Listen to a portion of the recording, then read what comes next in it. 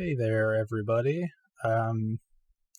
It's me. Sorry that it's been so long. I know that you all just have been holding your breath until the next video that I put out, and just been it's been sort of a mixture of things. I didn't want to just put out a video just to put one out, but I also just have been not feeling super well the last week or so, a little less than a week, but that's sort of neither here nor there.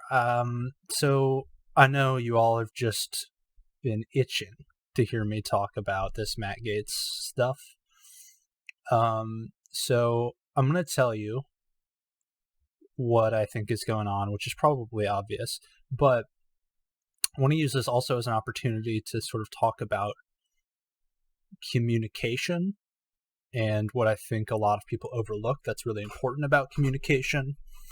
And what a lot of very dishonest people will intentionally obfuscate about communication to sort of protect themselves from any allegations of impropriety. So I'm going to go ahead and change my little view here. And I've got the interview that we have all seen where Matt Gaetz, this is like hours after the story breaks in the New York Times that he's under investigation by the Department of Justice. This investigation was started under Attorney General William Barr, who is the Attorney General for Donald J. Trump, who was the last president of the United States, I think. He was after Obama. I'm bad at presidential history stuff, so forgive me if I got that one wrong, but I'm pretty sure he was after Obama and he was before the one that we have right now. And so the investigation was started they were looking into an associate of Gaetz, and then it eventually expanded to include Gaetz, presumably because they came across some potentially incriminating information about Gaetz. Now, I don't know about you, but I take a look at this fella right here. I just kind of look at him and I go, yeah, all right. But, that's not how justice works. That's not how justice works. So I want to just look at a clip here of the first thing that he says. This is a big potentially scandalous news story that comes out about him. And, put yourself in the mindset of somebody who comes on TV and has been accused of this stuff publicly. What would you say? What would you say if you were innocent of these things? So get that in your mind, kind of lock it down. I'll tell you what I would say after we watch this. But I just want you to really have sort of a pretty clear conception of what exactly you would say about this stuff if you came on sort of a friendly news network to talk about it. You can see the banner down here. Representative Gaetz responds to sex trafficking allegations. Okay, so keep that in mind. The allegations are of sex trafficking. What would you say if you were allegedly sex trafficking? Okay, we're just going to watch a real quick clip and then we'll talk about it. So this is obviously a serious allegation. Tell us what the truth is from your perspective. It is a horrible allegation, and it is a lie. The New York Times is running a story that I have traveled with a 17-year-old woman, and that is verifiably false. People can look at my travel records and see that that is not the case. What is... Okay, and then, all right. So you'll notice there's something was conspicuously absent from that statement. So again, I want to return to what the banner on the program that he's on right now. The banner says, response to sex trafficking allegations. And what Matt Gaetz said was, the New York Times is running a story that I traveled with a 17-year-old woman. Creepy. They're kids, 17-year-olds, famously not women yet. I guess you could call them like a young woman, but still, come on. Hedging a little too hard there.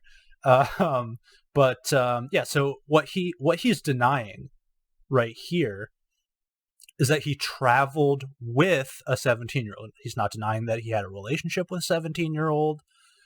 He's not denying that he arranged for the travel of a 17-year-old. And the evidence that he says would be exculpatory is they can look at his travel records and figure out that he didn't travel with a 17-year-old woman. Now, I just want you to think back on what you thought to yourself. I would say this if I was in Matt Gaetz' shoes and I hadn't done this crime that I was being accused of. Now I'm going to tell you what I would say. Okay, so I come on the show, I see my buddy Tucker, and Tucker says, "Hey, really terrible allegation." Hold on, I'm going to do my best, Tucker. Adam, thank you so much for coming on. So there's some really terrible allegations, and I just want you to tell me what's the truth from your perspective. I would say thanks for having me on here, Tucker. I have to say first and foremost, emphatically, what they're saying is not true. I've never participated in sex trafficking. I was not and am not in a relationship with a minor, with a 17-year-old or otherwise underaged boy or girl. It's horrible what they're saying, and I will do everything I can to ensure that the truth comes to light.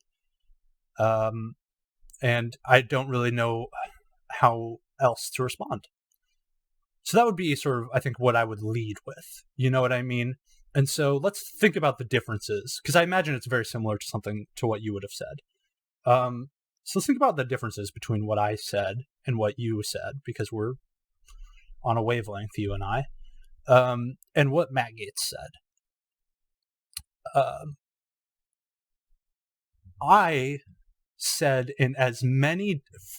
from as many angles as possible, I tried to deny what was being alleged, right? I said, I've never been involved in sex trafficking. I had never had a relationship with a minor boy or girl.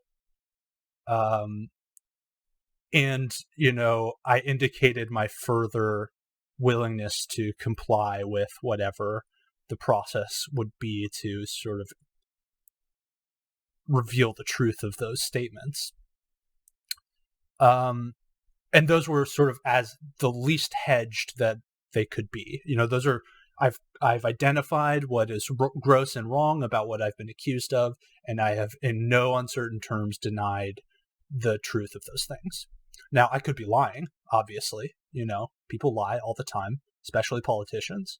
But it is nevertheless a stronger denial than what Matt Gaetz offers, which is he denies the specific allegation that he traveled with a 17-year-old, which is not even really what anybody would find to be disgusting about this. I mean, it would be weird and creepy, but that's not nearly the weirdest and creepiest stuff that is being alleged, which he doesn't even really go on to condemn or deny in any stronger terms throughout the rest of this interview. And so what I think is happening is Matt Gaetz is definitely guilty of some sexual misbehavior and misadventures, probably involving underage women. Is this liable for me to say that because I don't have proof? Maybe.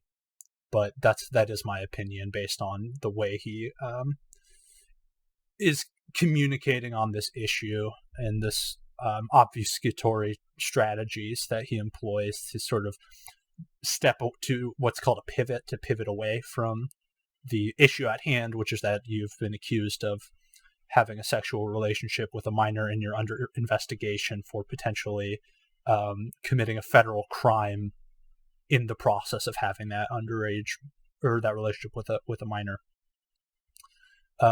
It away, and he's the way that he's responding, it's as if he's responding to the claim, you traveled with a minor, which is simply maybe it's a claim that's being made. I think it's very possible that it is a claim that's being made, but nevertheless, is not nearly the worst of the claims that are being made. And so that tells you something. And this is where I want to get into more like, not really the philosophy of communication, but we'll call it that. There is some very interesting philosophical work on sort of language and communication, and how subjects and individuals can relate to one another linguistically. But I want to keep it sort of the pretty unacademic realm. And so we've all heard the expression, there's like 90% of communication is nonverbal. I'm going to get out of the screen, actually. I'm just make it me again. Hey, there I am. So we've all heard the expression 90% of communication is nonverbal, right? And I think what a lot of people tend to think of is like, body, like tics, and posture, and intonation even is not technically verbal. Even though it's how you deliver words, it's still not technically verbal. And all of those things are correct, in the sense that they are aspects of nonverbal communication. But I think those are small and insignificant in comparison to what I think the broader category is, which is things that they don't say that they could have said in that situation, right? So let's go back and put ourselves back in the shoes of, you're a politician who's been accused of what Matt Gaetz has been accused of, and you're coming on a show. You're coming on a news show on a friendly news network to respond to the allegations. Now, there's, broadly speaking, I think 3 strategies of response. Okay. I think one of them is clearly the most likely one. If you're, there's preferable strategies depending on the truth or the measure of truth in the allegations. But I think there's, broadly speaking, 3. One, I don't know why I started with my picky. One, you could admit that you did it, right? I mean, you could do it. I don't know why you would. That seems like a poor choice. But you could do that. And then you could try to spin it from there and say, yeah, I mean, I did, but here's why it's not as bad as it sounds, right? So he didn't do that, obviously, and I wouldn't do that either. Particularly if it wasn't true. That would be a weird thing to do. But it tells you something that he didn't do that. And it tells you, I think, generally speaking, when somebody doesn't admit to something right away, it's because they don't think it's likely to get any worse for them. They think that this is kind of the worst that the allegation is going to get. Okay. Second thing you can do is you can deny as flatly as possible, in as explicit terms as possible, everything that you've been accused of. You can just say flat out, in the exact words that they're using and in other words that I think are similar, and communicate maybe with slightly nuanced differences. But at the end of the day, I'm describing the entity that they are trying to describe with the allegation and saying, I did not do that. Okay. And I'll tell you why I think it's important that you use different words and you say it multiple different ways, after I tell you about the third strategy. But the second strategy, flatly deny it, that's obvious too. And that's a strategy you would take if there was really no truth to it. Right? If there was no truth at all. Because why would you even give any ground? Why would you leave any doubt based on your statement? You can't prove it. all you have are your words and your, presentation in that moment. And so you want to be as clear as possible. This didn't happen. I didn't do that stuff that they're accusing me of. And I want to make it clear that I'm not doing the third strategy I'm about to talk about, which is deny specific allegations that you think are unprovable, but present it as though that's the entirety of the allegation. This is what lawyers do and politicians do. The famous Bill Clinton stuff when he was impeached or in impeachment hearings or whatever, I did not have sexual intercourse with that woman or whatever. Not technically a lie based on what we know, but nevertheless extremely misleading, and ultimately failing to address what the actual concerns are, which is that he had a relationship of a sexual nature with that woman, which is different from having sexual intercourse, right? You can have a relationship of a sexual nature and never have sex with somebody, meaning, penetrative,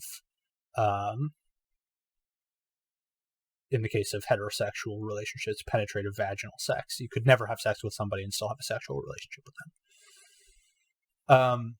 So that strategy is typically reserved for people who think that they might be able to get away with a campaign of PR. They might be able to get off on some of the charges or all of the charges, or, some sort of in-between state between I certainly didn't do any of this stuff and I think earlier I said the first strategy, admit that you did it, you would only do that if you thought that it couldn't get any worse. I meant to say you would do that if you thought it could get worse. So you want to wrap things up before things get worse for you. And you think that they can prove what's being alleged. That's when you would come on and say, yep, I did it. Like a guy who's cheating and he stays out all night and he comes home and it's like 3 or 4 in the morning and he gets caught by his spouse and his spouse says, were you at the bar drinking really that late? And they're like, yeah, honey, I'm so sorry, you caught me. But what they were really doing was they were at the bar and then they went and met up with, whoever they're fucking around with. Sorry, sleeping around with. Excuse my language.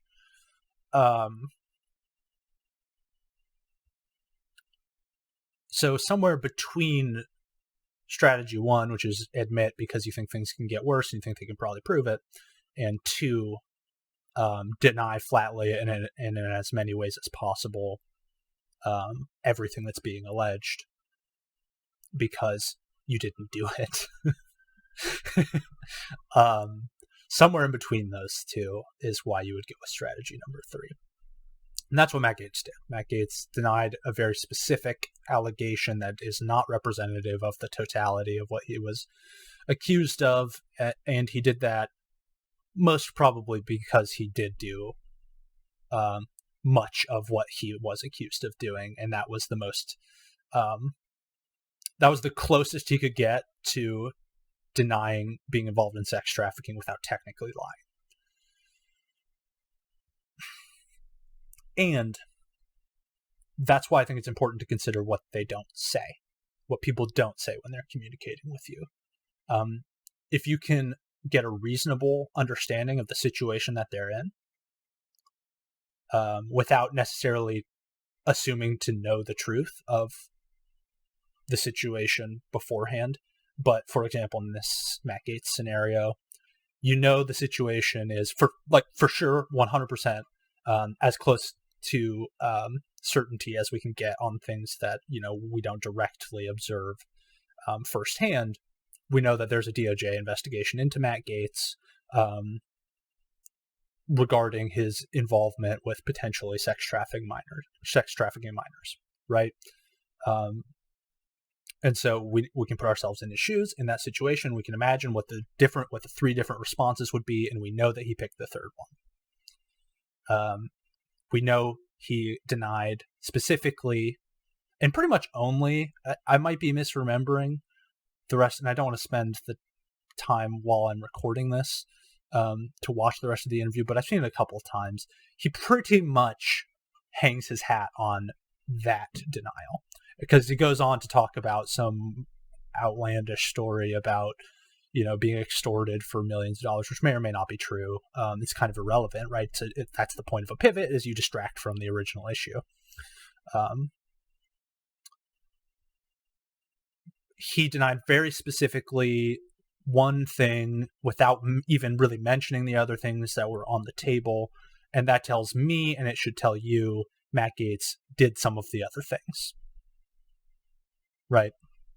And this concept can be applied more generally to communication with anybody in your life, very, very generally.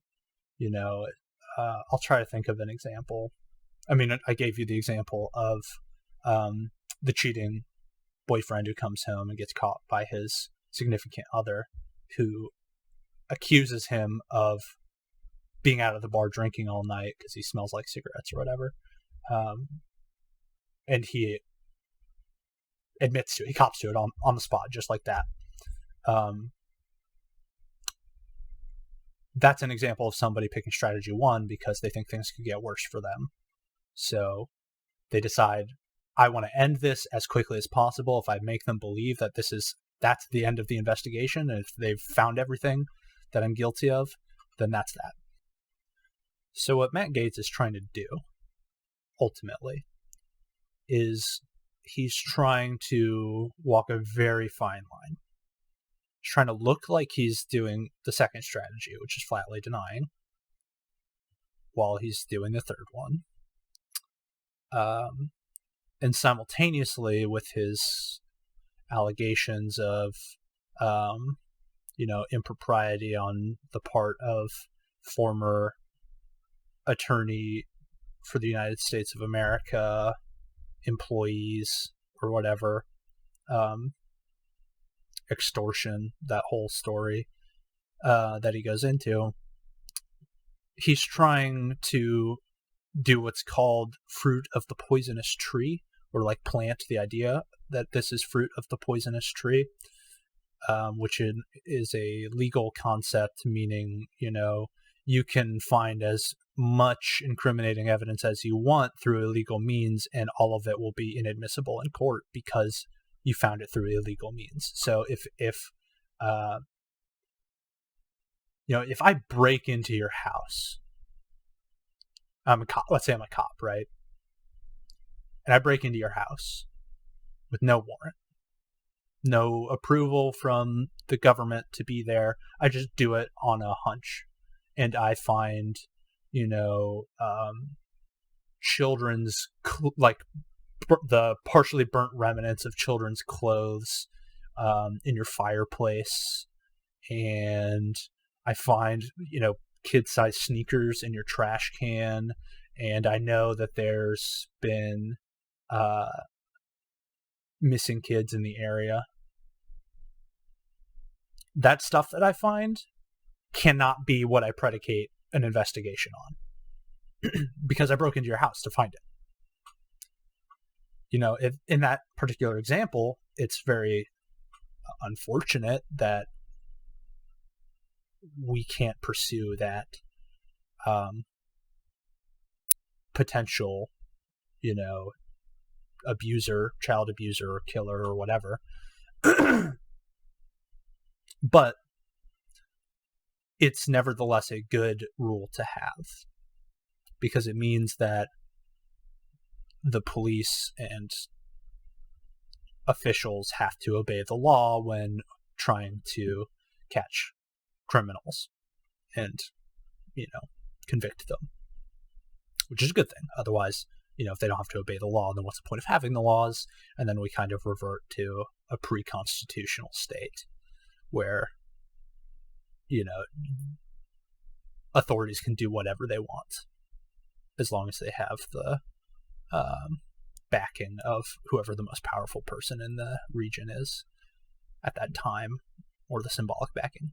Anyway, so that's what Matt Gaetz is trying to do. He's trying to spin this as though any evidence they might find is actually illegally or obtained and inadmissible in court, while playing the PR game of looking like he's clearly saying that he didn't do it, when ultimately what he's very obviously doing, and we can tell he's obviously doing it because he says in the most fragile unidimensional denial, I didn't travel with a 17-year-old and my flight logs or whatever will prove it. So yeah, Matt Gaetz is probably, I'll say, to protect, myself. I know some of you litigious folks out there might pass this along, might blow me up. I dare you to. I could use the views. Matt Gaetz is probably guilty of some of the stuff that he's being investigated for. Whether or not he gets convicted for it, I don't know, because he might be he might get very lucky and be able to spin this fruit of the poisonous tree narrative. Anyway, I think that I should end the video there. Sorry that this got very rambly. And, I'd love to make a video about the difference between lying and telling the truth in communication soon. So, or anything really. Let me know if there's some topic that you would like for me to cover, whether it's philosophy or, I have a neuroscience degree. I guess I could talk about that too, but, just let me know. Thanks for watching. See you later.